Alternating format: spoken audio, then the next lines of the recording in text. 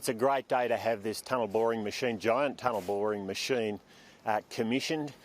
It'll be doing 16 metres a day, state-of-the-art equipment, 800 metres under the ground, and kilometres of boring to be done. You know, this is really where the work becomes very real. This is the tunnel that, of course, will move the water down from Tantangara Dam to generate electricity, and of course will be used to pump the water up from the solar cells everyone has on their roofs each day, which is producing surplus of energy. So it's fantastic to see this happening, and it's real progress on what is a really important project for our electricity grid to deliver us that affordable, reliable power we all need. Yeah, I'm sure a big day for the family as well. So what about the milestone itself? Does this still have everything right on track for 2026 full completion? Yeah, it is, and of course there's been challenges with the bushfires in particular last summer, the summer before last obviously. That was challenging because the fires went right down through Lobbs Hole, which is the bottom end of the Snowy 2 project, and up to Tantangara Dam, and so that's made things challenging, but we're progressing extremely well. And the project is exactly where we need it to be to get to that completion date, and of course to do what we really need, which is to get more dispatchable energy into our system, Tom. And even the news we've heard just in the last week of your lawn closure coming forward to 2028, it just highlights how important it is to get more of this dispatchable generation into the electricity grid, which is exactly what we're doing with Snowy 2. You mentioned as well that the key role in terms of the firming of renewables, it's just an interesting area, isn't it? I mean, you once upon a time said the 50% target of Labor would be a wrecking ball for the economy. Energy Security Board Chair Kerry Schott has said the current growth of renewables gets Australia to 63% by 2030. What is that going to do to the economy? Well, these are forecasts. We don't know what the outcomes will be, but let me tell you, we've got to get dispatchable generation into our system as it goes out. You know, we're doing extremely well on energy pricing, and we've seen shoring up of reliability in places like South Australia, but it's been challenging. And the key here is to get more of that energy in the system where you know when you flick the switch, it's there. It needs to operate at night. It needs to be able to operate when the wind isn't blowing. And of course, that's what we get with Snowy. It's also what we get with gas generators, which is why we're prepared to go forward with the Kurri Kurri generator. I was up there only a couple of weeks ago looking at the site. Early work's happening there, ready to go. But we're looking to work with the private sector as well to get gas generators into the system. It's got to happen quickly, Tom, and this is the great challenge, is to make sure we get enough of that dispatchable generation in fast enough to continue that downward pressure on prices we've been seeing in recent times. Now it's working, the plan is working, and the fact that we've got an announcement today on the Portland smelter, a fantastic outcome. The lower prices mean that the jobs down there at the Portland smelter in Victoria are secure for many years because we've got lower wholesale electricity prices. This is the real bounty we see from the work that we're doing, but we've got to keep that pressure on, and that's why projects like this are so important. The smelter seemingly needed this last-minute deal to survive, though. How did it get so close to possibly going under? Well, we've been working on this for quite some time, and of course the Portland smelter, it's always challenging with an aluminium smelter like Portland to make sure they've got that affordable, reliable electricity. But what's made it possible to extend the life of the smelter in the way that we are here is the lower wholesale prices. We've also come in providing an important input from the federal government to make sure the smelter is being compensated for the role it plays in the electricity grid. It can switch on and off quickly for short periods of time, and that's very valuable to the grid. So we're recognising that in the way this arrangement has been put together, and all of it ultimately is about making sure that we've got that affordable power for those manufacturing jobs, and this is a great victory to see this deal being done. A range of different participants in the arrangement, the electricity providers, AGL of course playing an important role in there, but it is a great victory for the workers down there, 500 jobs.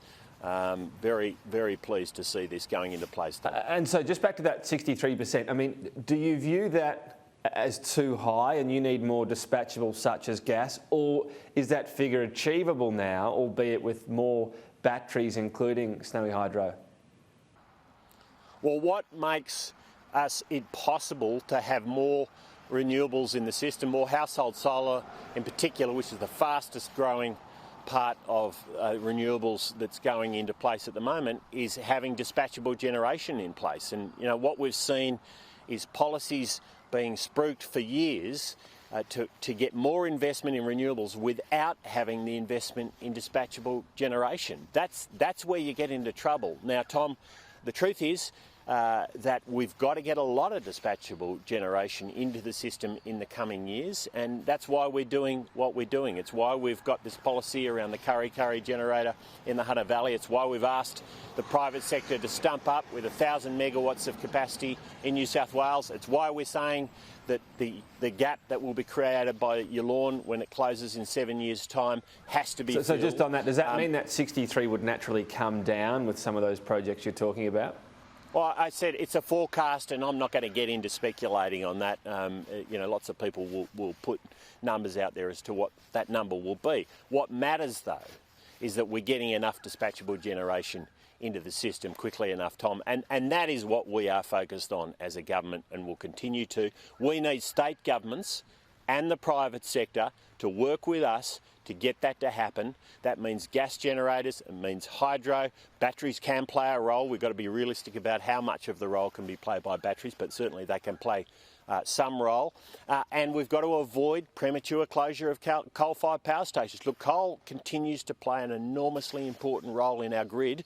You shut down our coal-fired generators, you shut down our electricity grid. That does not work for manufacturing, for small businesses and for households who want to make ends meet. Just I'm turning to carbon tariffs. Look, they're looking like a real possibility from Europe on our exporters, perhaps by 2023 or even earlier than that.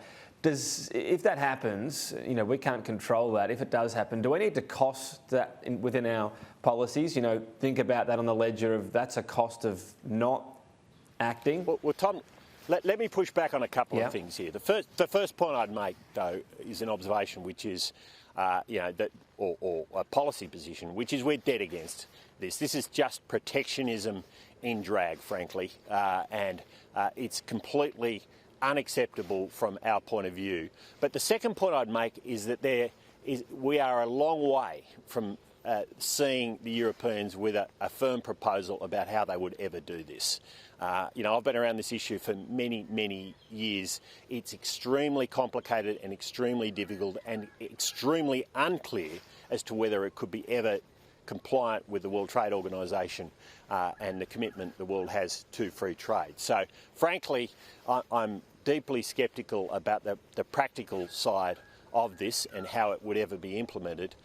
But the important point from our point of view is we are, as a country, in support of having access to markets for our goods, and we know that there's been enormous prosperity gained for Australia over recent years in the sale of iron ore, agricultural products and other products and services, which has been good for Australia and good for the world. And we want to see that continue. We don't want a bout of protectionism. And the risk here is this simply becomes a global trade war, frankly. Now, I don't think the world wants a global trade war. I don't think that helps anyone. So it's a long way from any of this coming to reality, but we'll continue to take a strong position. I understand the position, but do you need to at least look into possible impacts? I mean, you could model a more ambitious 2035 policy against the cost of a tariff. Is that the sort of work we at least need to start doing? Well, it's just there's no proposal on the table, Tom.